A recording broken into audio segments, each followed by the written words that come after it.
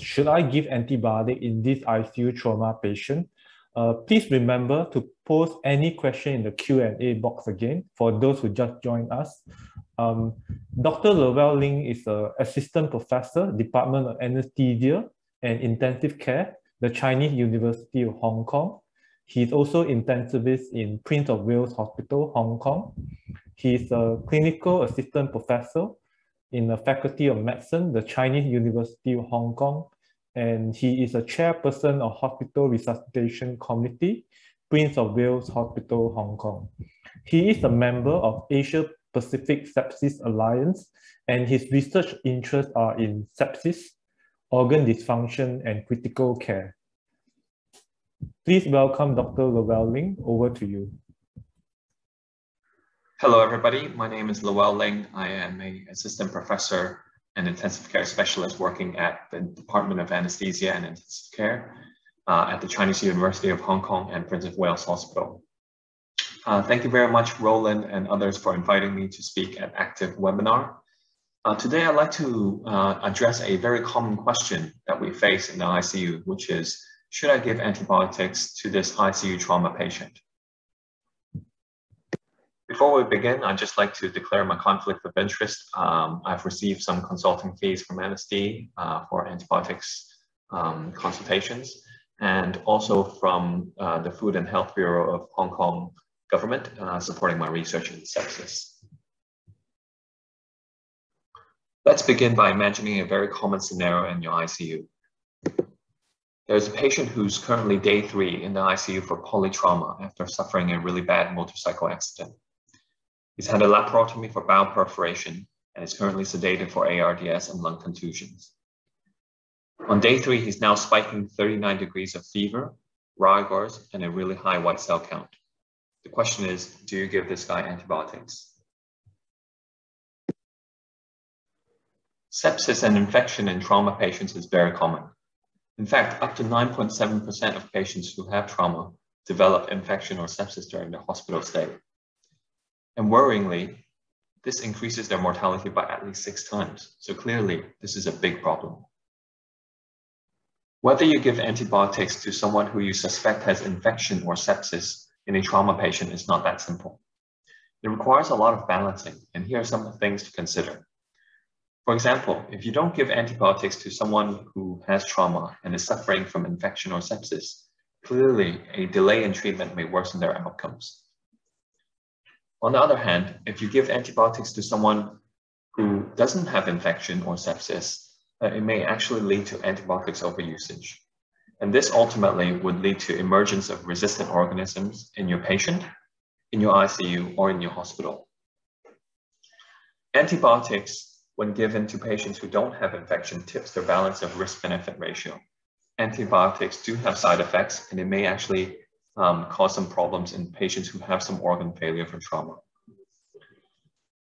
Also, whether or not the patient has infection or sepsis may alter your timing of antibiotics, as we'll discuss later. And ultimately, if you don't give antibiotics to someone who has infection or sepsis, they will probably die. So clearly, there are a lot of things to consider when deciding whether or not to give antibiotics to someone in your ICU who suffered multiple trauma, who has a suspected infection or sepsis. However, it's actually not very easy to diagnose someone with infection or sepsis in the ICU. For example, of the patients that are being treated for suspected infection or sepsis, only 30% of them have a possible infection. And in fact, 13% of those don't actually have infection or sepsis. So clearly there's a problem with diagnosis, and this complicates the matter of whether you're going to give antibiotics to someone or not. Let's begin by reviewing whether the patient has infection or sepsis. Making a clear distinction between infection and sepsis is important because it affects whether you're going to need to give antibiotics urgently or not. The latest definition of sepsis, Sepsis 3 criteria, has 3 main components for sepsis. First, the patient needs to have an infection or a suspected infection. However, just looking for a source of infection is extremely difficult in a patient with polytrauma or severe trauma. Patients are often sedated. They can't actually give you a history. A lot of them spike fevers just because they have a surge response. And a lot of them have a raised white cell count because they have severe trauma. And a lot of the patients have, for example, in our patient, pulmonary contusions. How do you differentiate that from infiltrates from a VAP or a hospital-acquired pneumonia? It's not that actually easy. A lot of patients have a Foley catheter in situ because they have polytrauma, they can't urinate themselves. How do you define whether they have a UTI or not? Because a lot of them would have pain from their Foley catheter or uncomfortable dysuria just having a Foley catheter in. Again, a lot of patients might actually have trauma from insertion of a Foley catheter leading to hematuria. That might not actually signify infection or urinary tract infection. So clearly, looking for a source of infection is very difficult. And sometimes you have to rely on imaging. But even with imaging, it's very difficult to differentiate sometimes pulmonary infiltrates from infection or pulmonary infiltrates from contusions. So clearly, this part is already very difficult to define. Second, patients need to have an increase in SOFA score. SOFA score is a scoring system to define organ dysfunction in ICU patients. It's a component of 6 different systems, including the neurological, the pulmonary, cardiovascular, renal, liver, and also the hematology system. But a lot of patients who have trauma actually have raised SOFA score. That's why they're in your ICU, because they suffered polytrauma. So how do you know the organ dysfunction is actually from ongoing infection or new infection in the ICU, or just an evolving complication from their trauma? For example, sometimes pulmonary contusions might not appear in the first 6 hours and may only come on 1 day after the trauma. How do you know whether that's a early community-acquired pneumonia or nosocomial sepsis or ongoing pulmonary contusions from the initial trauma? So it's very difficult to define. But in any case, the clear important distinction here is that there's a rise in the SOFA score. So let's say the patient came in with a trauma score, high trauma score, a SOFA score of 6. If on day 3, the patient has a raised SOFA score, it's very likely that there's something else going on, either from the trauma, evolving from the trauma, say a complication from the trauma of ongoing bleeding, or it could be a new nosocomial infection or sepsis. And the third component is that the patient needs to have some sort of life-threatening injury. Well, by definition, if they're still in your ICU, probably they do have life-threatening injuries. And this would manifest from the organ dysfunction and also the amount of support that is required to keep this patient alive. So clearly, all 3 components are actually very difficult to define in a patient with polytrauma. Again, because it's very hard to find a source of infection in a patient who can't talk to you, can't give a history, and also can't be examined easily. Second, that it's very difficult to define whether or not the patient's SOFA score rise is due to infection or trauma. And the life-threatening injury, again, is very hard to define because a lot of patients have life-threatening injuries from their trauma. What if you don't give the antibiotics immediately and rather you wait on a little bit more evidence of infection or sepsis before you give the antibiotics? Now, the guidelines clearly say one thing and the evidence suggests another. The latest Surviving Sepsis Campaign guideline says that within recognizing sepsis or septic shock, that we should aim to give antibiotics within 1 hour. But actually, the evidence behind this is rather weak. If you look at the evidence, a lot of it is conflicting. In general, the large retrospective studies suggest that giving antibiotics within 1 or 3 hours makes a huge difference to outcomes. Unfortunately, a lot of the prospective trials were unable to replicate these positive findings. And in fact, the largest and single randomized control study on this issue was not positive. So patients were being admitted for suspected sepsis in that randomized control study, and they randomized them into 2 arms. One arm, patients were given antibiotics ultra early on the ambulance. And then the other arm, patients were only given antibiotics when they were admitted to the accident and emergency department. And unfortunately, despite ultra early antibiotics, it didn't actually make a difference to patients' outcomes. But if you look at collectively the evidence, actually there's one clear signal.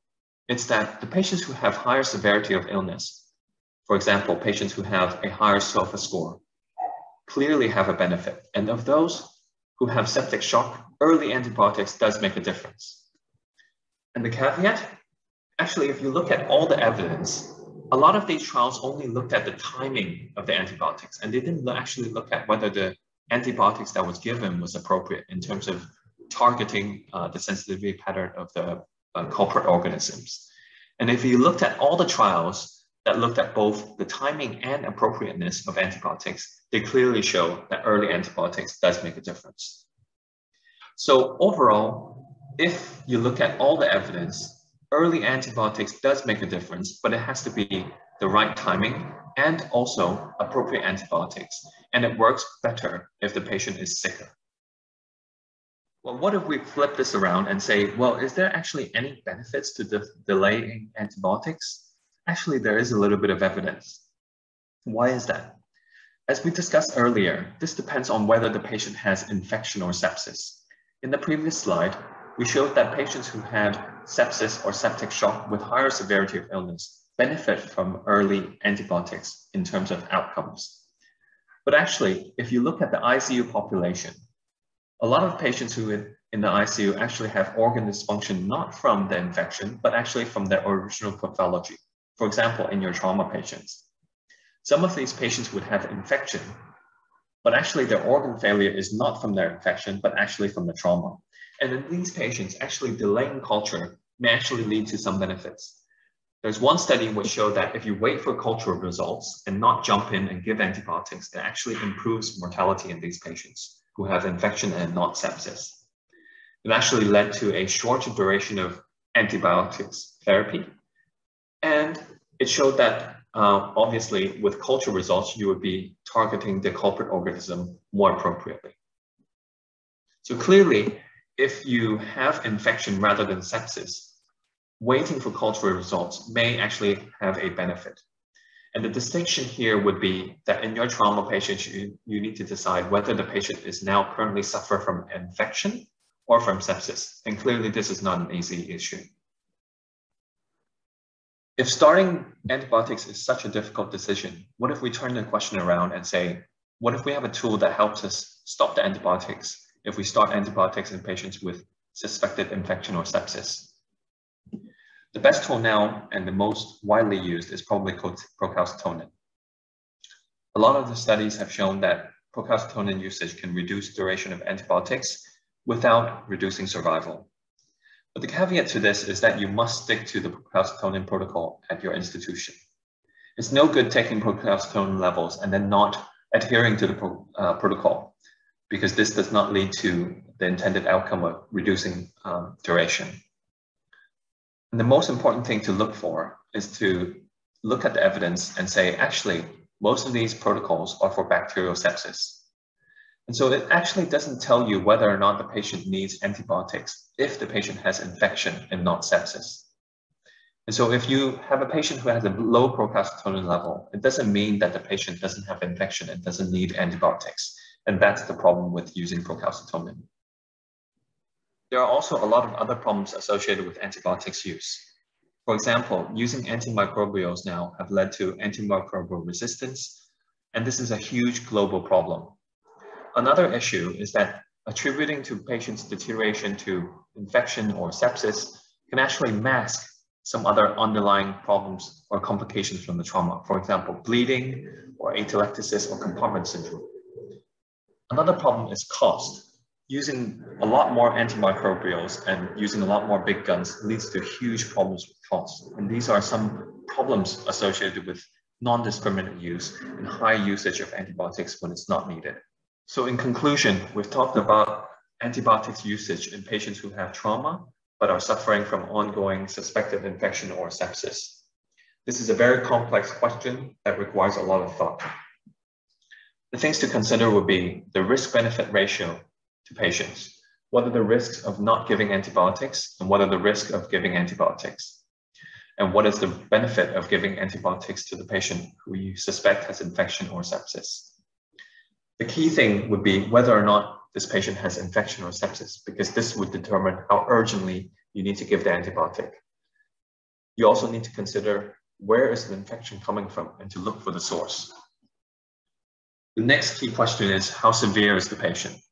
Patients with higher severity of illness, septic shock, who are on a lot of organ support, who are older, and also have comorbidity, clearly benefit from antibiotics earlier because it improves the outcome the most.